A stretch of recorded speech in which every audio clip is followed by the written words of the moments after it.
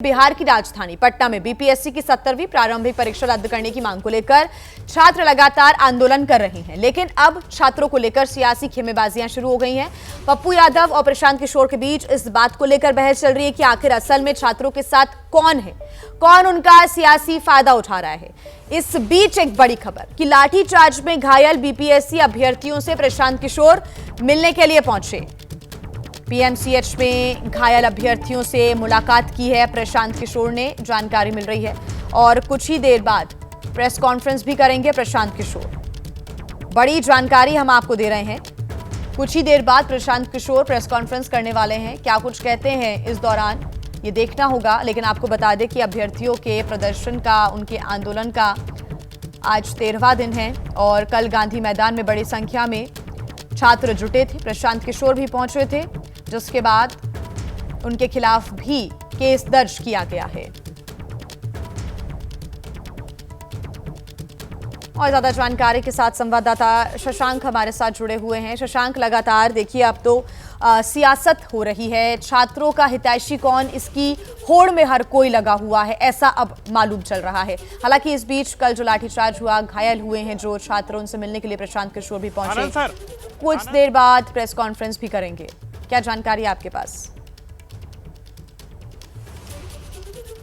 देखिए, प्रशांत किशोर अब से कुछ देर में प्रेस वार्ता को संबोधित करने वाले हैं। कल मार्च में भी वह थे, उसका आरोप लग रहा है कि अभ्यर्थियों पर लाठीचार्ज हुआ, उसके पहले ही वो वहां से निकल गए। उनके खिलाफ जो है एफआईआर भी दर्ज की गई है। अभी वो प्रेस कॉन्फ्रेंस करके अपनी बात रखेंगे। पप्पू यादव ने एक उनका वीडियो भी शेयर किया है, जिसमें दिख रहा है कि प्रशांत किशोर अभ्यर्थियों पर धौंस जमाते हुए नजर आ रहे हैं। तो प्रशांत किशोर क्या कुछ कहते हैं, इस पर नजर होगी। देखिए, आनंद मिश्रा पूर्व आईपीएस हैं, जनस्वराज युवा के अध्यक्ष भी हैं, हम उनसे बात करेंगे। सर, आप लोग तो कल गए गांधी मैदान में, एफआईआर दर्ज हो गई है, आपके खिलाफ भी आरोप लग रहा है कि आप लोगों ने अभ्यर्थियों को उकसाया है। बीजेपी की बी टीम है तेजस्वी, ये कह रहे हैं। नहीं, ऐसा नहीं था। देखिए, क्या है कि जो बच्चों के साथ जितने दिनों से 12-13 दिन से बैठे हुए थे और उनकी बात कोई सुनवाई नहीं हो रही थी, तो बच्चों ने भी हमें रीच आउट किया था कि कोई हमें एक प्लेटफॉर्म दीजिए जिससे हमारी बात पहुँचे।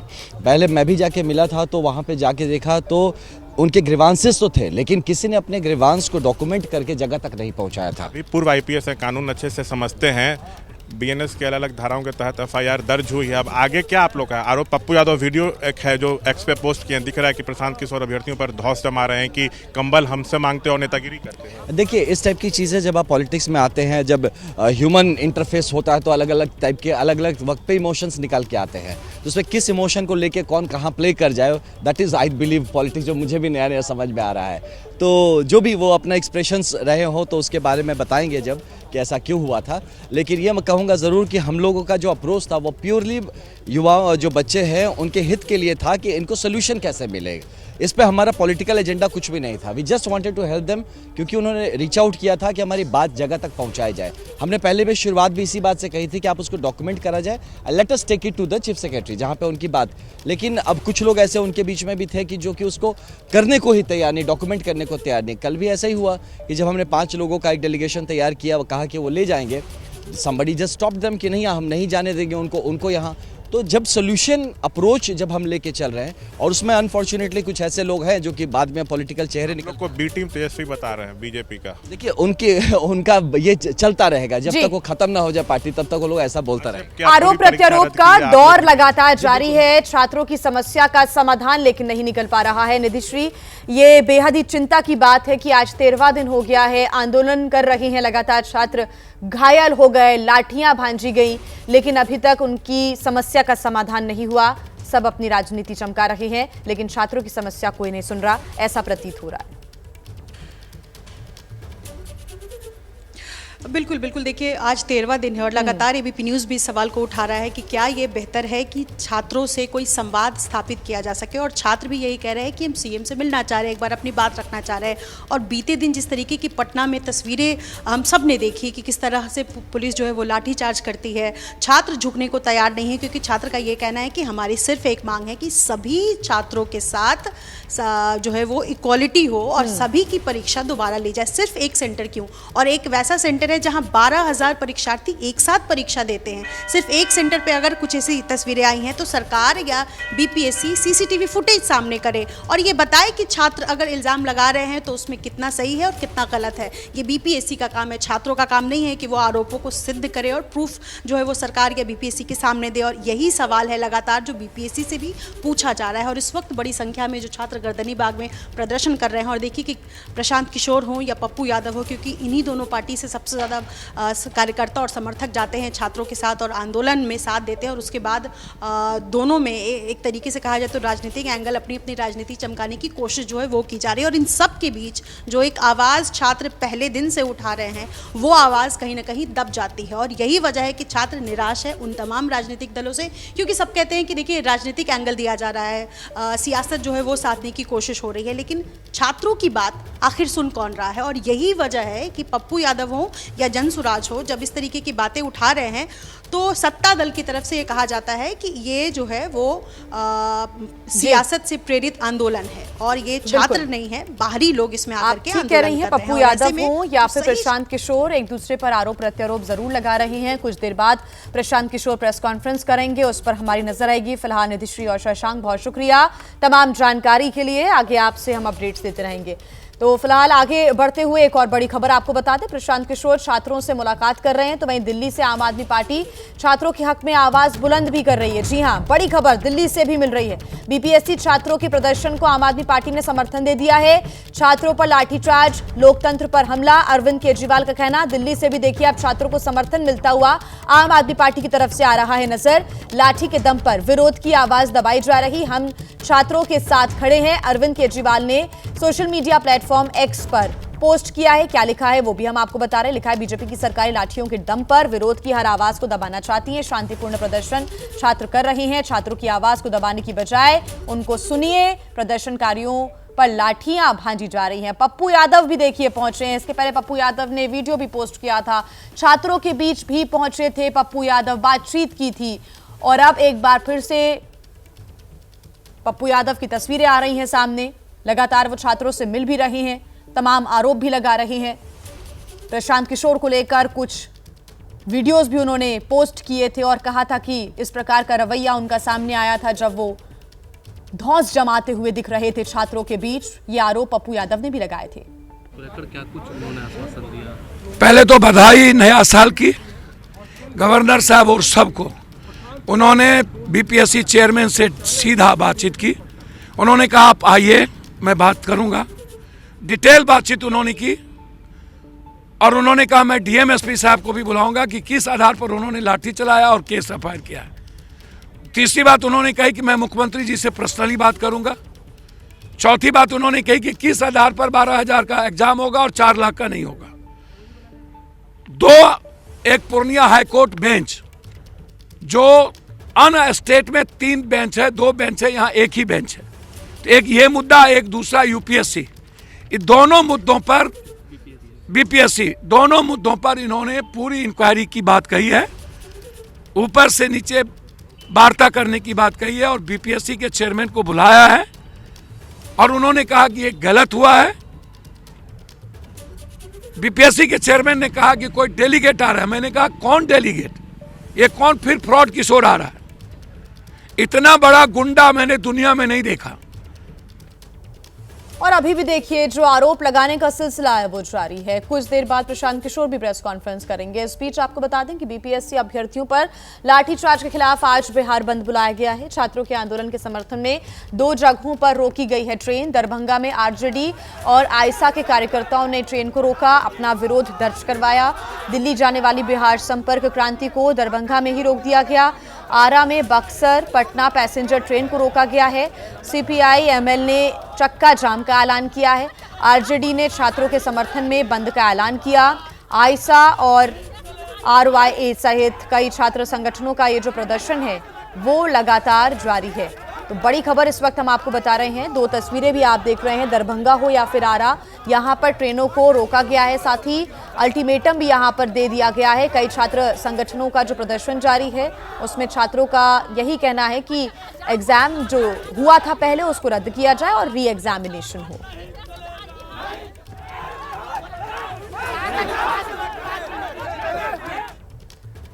इस बीच एक और बड़ी खबर आपको बता दें, बीजेपी जेडीयू का प्रशांत किशोर पर बड़ा हमला। सबसे बड़े गुनहगार प्रशांत किशोर हैं। जेडीयू की तरफ से यह बयान सामने आया है। मासूम छात्रों को प्रशांत किशोर गुमराह कर रहे हैं, जेडीयू की तरफ से यह बयान दिया गया। साथ ही बीजेपी की तरफ से कहा गया कि चाहे प्रशांत किशोर हों, तेजस्वी यादव हों या फिर पप्पू यादव हों, ये लगातार सियासत कर रहे हैं। तो एक दूसरे के ऊपर आरोप प्रत्यारोप का दौर अभी भी जारी है। बीजेपी जेडीयू की तरफ से प्रशांत किशोर पर यह बड़ा हमला। जेडीयू ने कहा है कि सबसे बड़े गुनहगार प्रशांत किशोर हैं। बीजेपी ये कह रही है कि प्रशांत किशोर हों, तेजस्वी यादव हों, पप्पू यादव हों, सभी मिलकर सियासत कर रहे हैं। हमारे इस आरोप की पुष्टि हुई। इस आंदोलन के पीछे राजनीतिक षड्यंत्र है। बगैर जमीन लिखे हुए नौकरी मिल रही है। आंगनवाड़ी सेविका का बेटा बीपीएससी का टॉपर बन रहा है, या राजनीतिक रूप से बहुत लोगों को अपच हो रहा है। माननीय प्रशांत किशोर जी राजनीति में अभी किशोर हैं। मासूम छात्र छात्राओं को गांधी मैदान बुलाकर खुद फरार हो गए। तो गुनाहगार तो प्रशांत किशोर जी आप हैं। उन बच्चों की भावनाओं के साथ आपने खिलवाड़ किया है। अगले साल विधानसभा चुनाव है। पीके वहाँ क्या मछली मारने गए थे? तेजस्वी यादव वहाँ क्या गए थे? भुंजा खाने के लिए गए थे। पप्पू यादव जो राजभवन गए हैं, क्या करने गए हैं? डाइटिंग करने गए हैं। ये सब तो क्लियर है।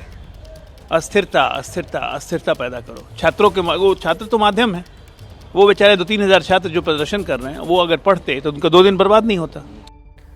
आम आदमी पार्टी की तरफ से समर्थन मिला है और अरविंद केजरीवाल ने सोशल मीडिया प्लेटफॉर्म एक्स पर कई सवाल खड़े किए हैं। कहा है कि बीजेपी की सरकार है और ये लगातार छात्रों के ऊपर लाठियां भांज रही है। पवन खेड़ा की तरफ से क्या कुछ कहा जा रहा है, एक बार सुन लेते हैं। आपको सुनाएंगे, लेकिन उसके पहले आपको ये भी बता दें, तस्वीरें जो आप देख रहे हैं ये लगातार बिहार के अलग अलग इलाकों से सामने आ रही है।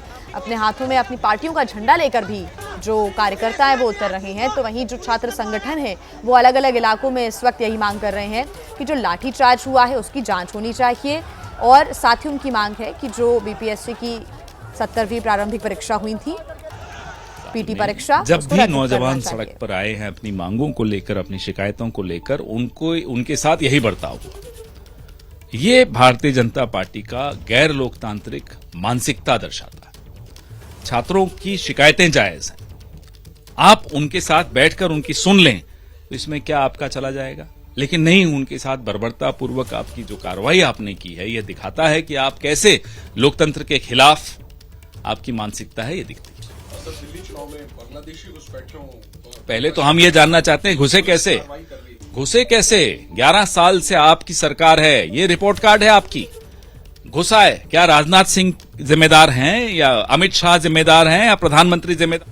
महाराष्ट्र के कैबिनेट मंत्री नितेश राणे का विवादित बयान आया है सामने।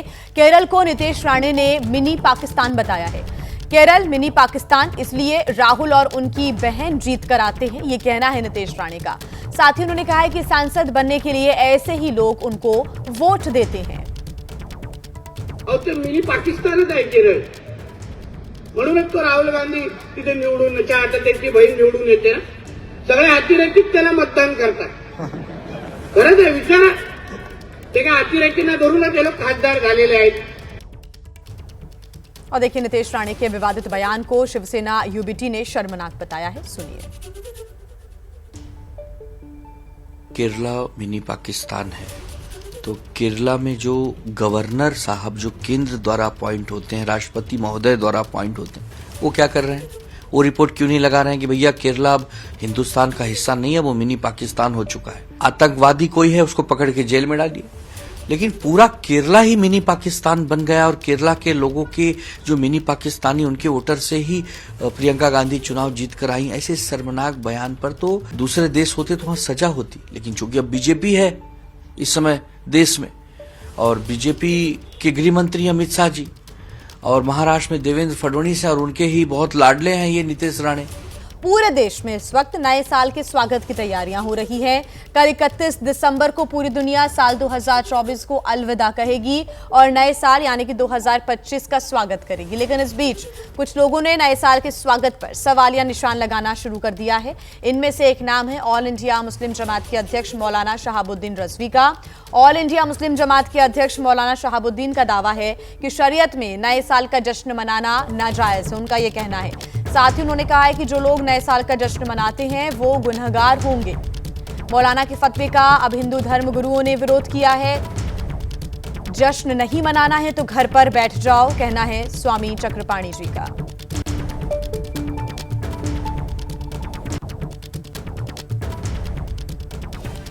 ये है ऑल इंडिया मुस्लिम जमात के प्रेसिडेंट मौलाना शहाबुद्दीन रजवी बरेलवी, जिन्होंने नए साल के जश्न के खिलाफ फतवा जारी किया है। ये जो जश्न है नए साल का, ये अंग्रेजी साल यानी ईसाइयों का साल शुरू होता है और नए साल का जश्न मनाना ईसाइयों का मजहबी शियार है और किसी भी गैर मजहब का मजहबी शियार को अपनाना मुसलमानों के लिए सख्त नाजायज़ है। तो फतवे में ये साफ साफ कहा गया है और मुसलमानों को ख़ास तौर पर नौजवान लड़के और लड़कियां हैं उनको हिदायत दी गई है कि नए साल का जश्न न मनाएं, ये शरीयत की रोशनी में नाजायज़ है और जो लोग मनाते हैं वो गुनहगार होंगे। इधर ये फतवा जारी हुआ, उधर मौलाना साहब सवालों में घिर गए कि हमें सबको सम्मान करना है, ये अंतर्राष्ट्रीय नववर्ष है, इसको भी सम्मान करो, नहीं मनाना है घर पे बैठ जाओ भाई, लेकिन दूसरे को फतवा देने वाले कौन हो? सबके अपने अपने पक्ष हैं। हालांकि नए साल मनाने को लेकर ऐसा क्यों कह रहे हैं मौलाना शहाबुद्दीन रज़वी बरेलवी और साथ ही हिंदू धर्मगुरुओं की तरफ से क्यों इसका विरोध भी किया गया, बातचीत कर लेते हैं। खास मेहमान हमारे साथ जुड़ गए हैं, स्वामी चक्रपाणी जी हमारे साथ जुड़े हुए हैं, हिंदू धर्मगुरु हैं। स्वामी चक्रपाणी जी, बहुत स्वागत है आपका एबीपी न्यूज़ पर। साथ ही मौलाना शहाबुद्दीन रज़वी बरेलवी जी हमारे साथ जुड़े हुए हैं, प्रेसिडेंट ऑल इंडिया मुस्लिम जमात के। मौलाना शहाबुद्दीन रज़वी जी, सबसे पहला सवाल मेरा आपसे यह है कि आज तारीख क्या है? आज 30 दिसंबर है। आप इस कैलेंडर को मानते हैं तो सीधे तौर पर 2 दिन बाद 1 जनवरी आ जाएगा और नए साल में हम एंटर कर जाएंगे। और 26 जो है जमादिल उखरा है जी। तो आपको ऐसा लगता है कि इस वक्त ज्यादातर लोग इसी कैलेंडर को मानते हैं कि आज 30 दिसंबर है और नए साल का स्वागत सकारात्मकता के साथ करना है, आगे बढ़ना है, इसलिए जश्न भी मनाना है। इसमें क्या गुनाह है, आप बताएं। देखिए, मैंने जो बात कही है वो सिर्फ मुसलमानों के लिए बात कही है और जो मेरा फतवा है ये फतवा कुरान और हदीस की रोशनी में लिखा गया, इसका निफाज भी सिर्फ उम्मत मुस्लिमा पर है और गैर मुस्लिमों से इस फतवे का कोई लेना देना नहीं है, कोई मतलब नहीं है और ना इसका हुक्म उन पर लागू होता है। हमने सीधी सीधी बात ये कही है कि क्रिश्चियंस यानी यूरोपियन कल्चर है ये जश्न मनाना, नए साल का जश्न मनाना ये यूरोपियन कल्चर है और ये क्रिश्चियंस से ये भारत में आया और यहाँ पर कुछ लोग नौजवान लड़के और लड़कियाँ इसका जश्न का हिस्सा बनने लगे और वो लोग मनाने लगे।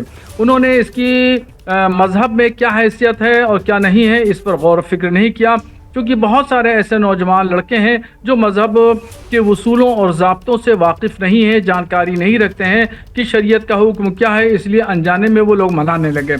हमारा काम है मजहबी रहनुमाई करना, मुसलमानों को उनके अच्छाई और बुराई बताना कि ये काम अच्छा है या ये काम बुरा है। अगर ये काम करेंगे तो आपको सवाब मिलेगा, अगर ये काम करेंगे तो गुनहगार होंगे। तो खुदा रसूल की डर खौफ दिखाना और जो है उनको अच्छाइयों की तरफ बुलाना ये हमारा मजहबी दायित्व है, हमारी जिम्मेदारी है।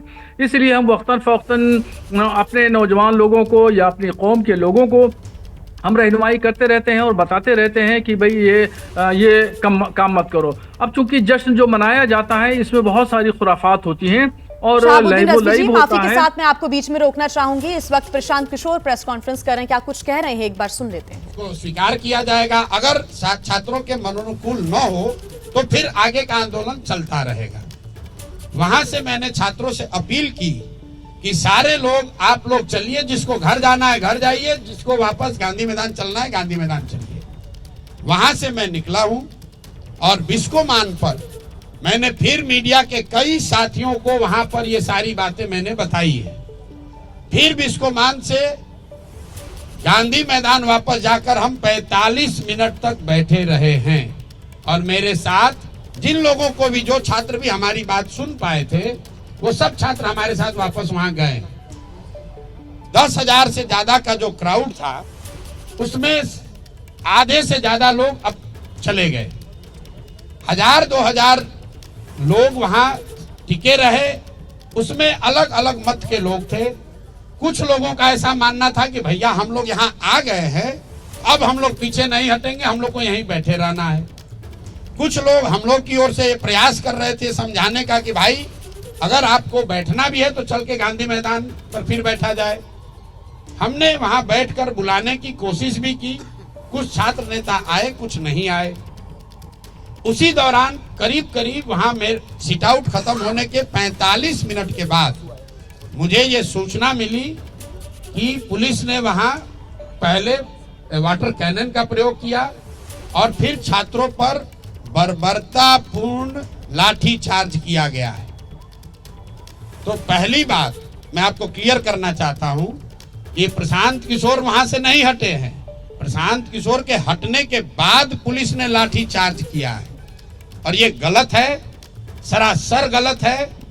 और किसी भी हालत में जिन लोगों ने भी ये गलती करी है उनको छोड़ा नहीं जाएगा।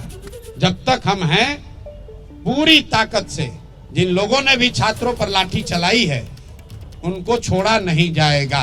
आंदोलन नीचे अब होने वाला नहीं है, क्योंकि अगर वहां 1000-1500 छात्र रह भी गए थे, वहां ट्रैफिक नहीं रुका हुआ था, छात्र कोई उपद्रव नहीं कर रहा था, किसी सार्वजनिक संपत्ति का कोई नुकसान नहीं हुआ है। पुलिस चाहती तो उसको हल्के से अपने आप छात्र वापस जा रहे थे। पुलिस ने जिस बर्बरता से लाठीचार्ज किया है, मुझे ऐसा लग रहा है ये पटना में 2-4 पुलिस अफसर, इनको नया हीरोइज्म करने का आदत हो गया है। तो आपके माध्यम से मैं बता रहा हूं, आप लोगों ने सूचना दी है कि हम लोग पर FIR हुआ है।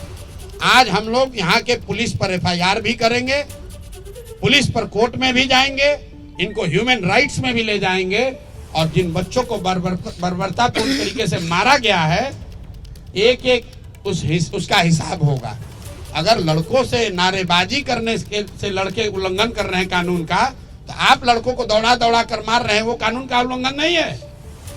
कौन से कानून में लिखा हुआ है कि पुलिस ऐसे मार सकती है? कोई नहीं मार सकता है।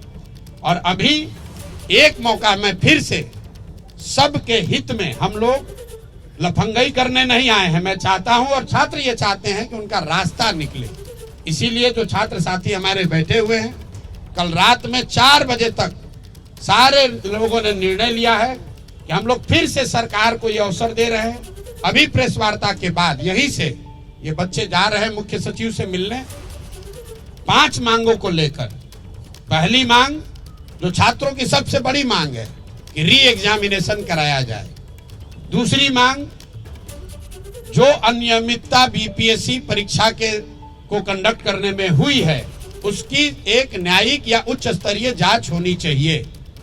तीसरी मांग, सोनू यादव जो लड़का इस पूरे प्रकरण में जिसने आत्महत्या कर ली, उसके परिवार को कम से कम 10 लाख रुपए की आर्थिक सहायता मिलनी चाहिए।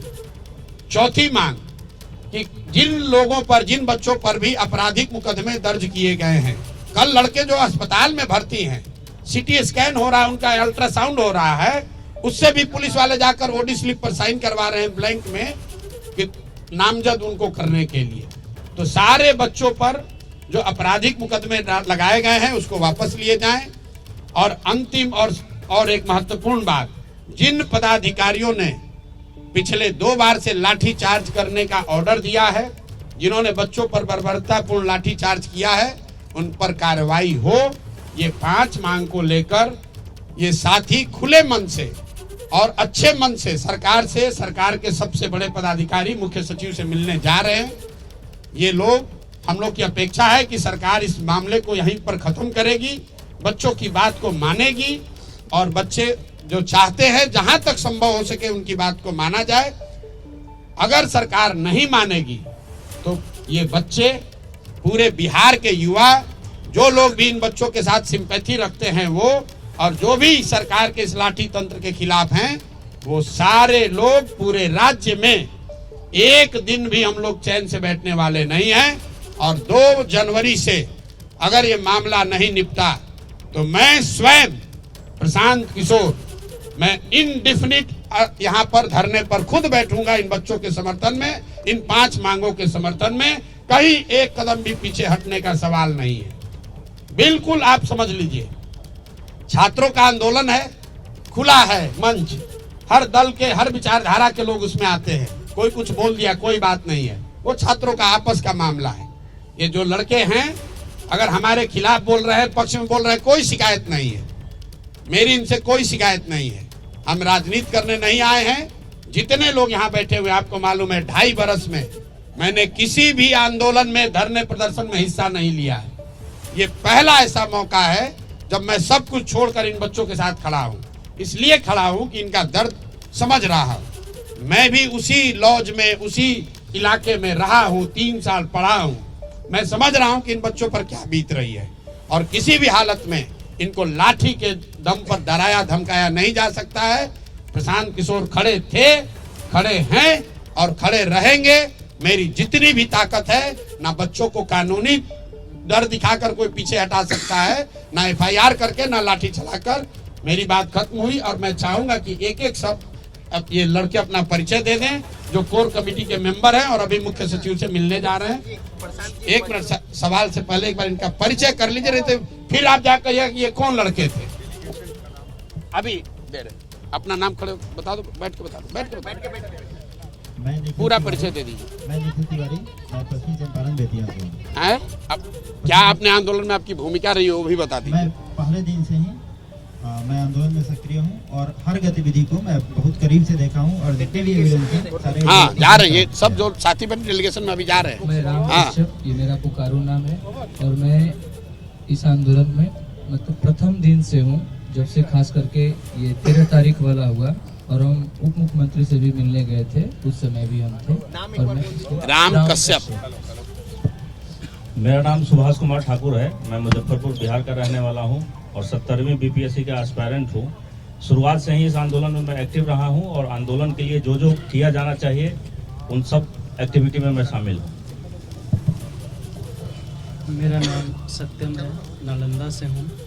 मैं पहले दिन से अनशन पे हूँ और 4 दिन से हॉस्पिटल में हूँ। मेरा बॉडी पार्ट और लंग्स में इन्फेक्शन हो गया है, पर फिर भी जब पता चला कि नहीं जाना है तो अंतिम सांस, पहला दिन ही तिरंगा लेके आया था तो बोला था इसको कफन समझ के लाया हूँ, तो अंतिम सांस तक लड़ेंगे, अपनी बातों को वहाँ तक सुना कर ही जाएंगे। मेरा नाम अनु कुमारी है और मैं सीतामढ़ी की रहने वाली हूँ।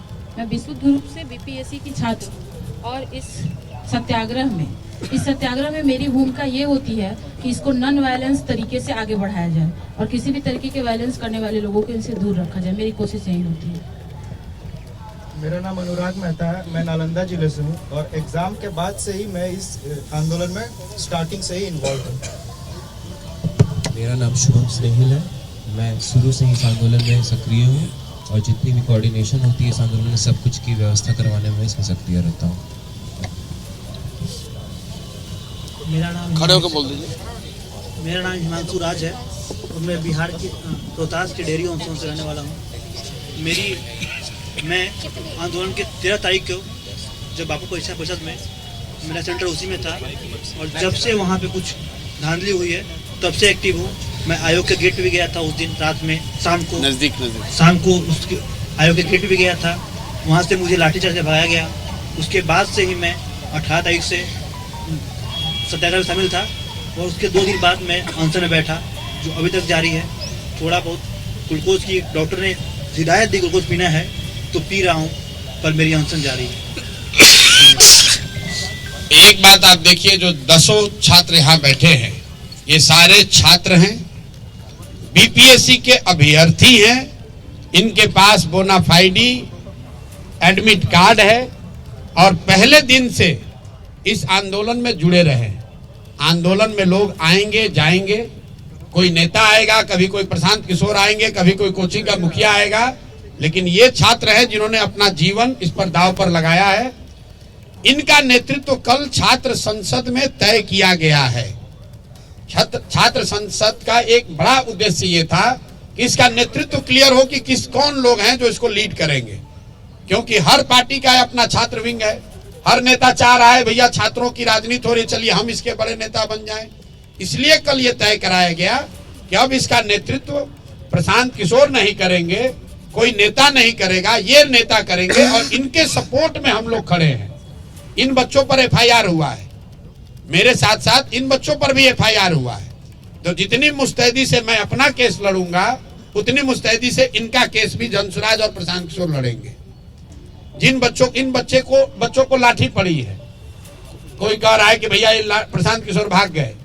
प्रशांत किशोर नहीं भागे हैं। जितने देर तक मैं वहां खड़ा था, प्रशासन का मजाल नहीं है कि किसी बच्चे को एक लाठी भी मार दे। हमारे हटने के बाद 45 मिनट के बाद मिस कम्युनिकेशन में कुछ बच्चे वहीं रह गए, उसको घेर कर प्रशासन ने मारा है और उसका पूरा हिसाब प्रशासन से और सरकार से लिया जाएगा। लेकिन अभी की प्राथमिकता यह है कि इन बच्चों की जो मांग है, इन 5 मांगों पर सरकार। और मेरी सहयोगी निधिश्री लगातार जुड़ी हुई हैं। निधिश्री के साथ बीपीएससी के अधिकारी सत्यप्रकाश शर्मा जी जुड़े हुए हैं। Nidhishree, over to you.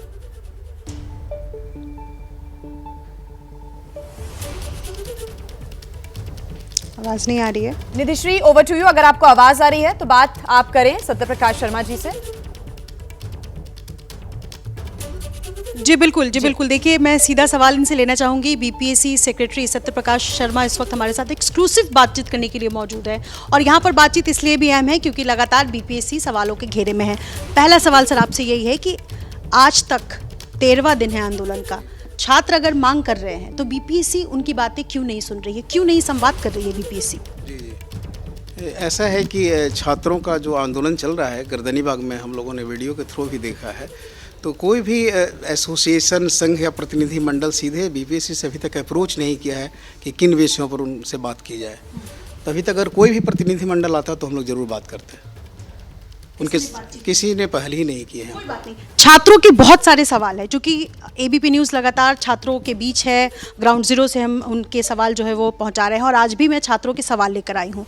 पहला सवाल उनका ये है कि क्या ये नॉर्मलाइजेशन नहीं है कि एक ही परीक्षा 2 बार आयोजित हो, भले ही एक सेंटर का हो।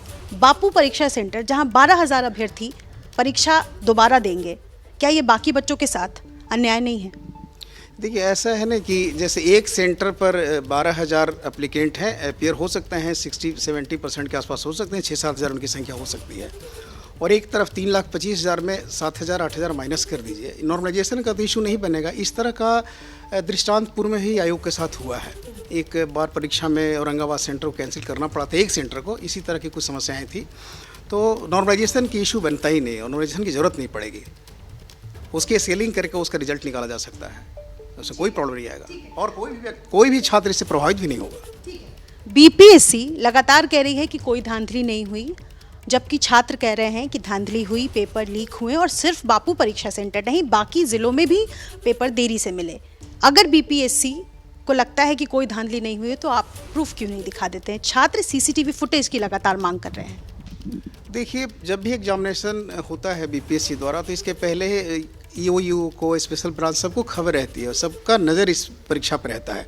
इस बार भी एग्ज़ाम 13 दिसंबर को हुआ था, उसके पहले भी ईओयू ने एक एडवाइजरी जारी की थी। अगर किसी तरह की कोई समस्या या कोई जानकारी आपको मिलता है तो उनके मेल पर सूचना दे सकते हैं, बीपीएससी के वेबसाइट पर आप डाल सकते हैं। लेकिन ये अनियमितता या प्रश्न लीक होने जैसी कोई सूचना कहीं से प्राप्त नहीं है। जितने जिलों में परीक्षा आयोजित की गई है वहाँ के सभी जिलों के जिला पदाधिकारियों ने रिपोर्ट किया है कि यहाँ पर बिल्कुल शांतिपूर्ण कदाचार मुक्त परीक्षा हुआ है। गया में देरी से पेपर मिले, इसकी जानकारी है बीपीएससी को? देखिए, ये सीधे आयोग को तो जानकारी नहीं है, जिला के रिपोर्ट के आधार पर ही आयोग निर्णय भी लेता है।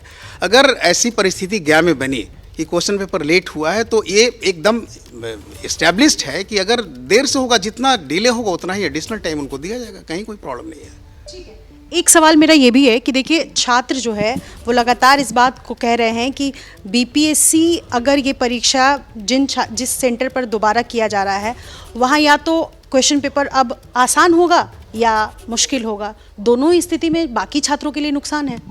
ये एकदम सोचना ही गलत है कि क्वेश्चन का लेवल आसान होगा या हार्ड होगा। एक तो आयोग क्वेश्चन पेपर स्वयं सेट करता नहीं है, इसके लिए अलग से सेटर होते हैं, और जो सेट करके क्वेश्चन भेजते हैं डिफरेंट सब्जेक्ट के टीचर होते हैं, वो ऐसा उनको ना हम लोग कोई डायरेक्शन देते हैं किस तरह का क्वेश्चन आपको सेट करना है, उनका फ्रीडम रहता है, जैसा वो सेट करना चाहे कोई प्रॉब्लम नहीं है। और अगर क्वेश्चन का लेवल हाई होगा लो होगा ये तो अभी कहना बड़ा मुश्किल है,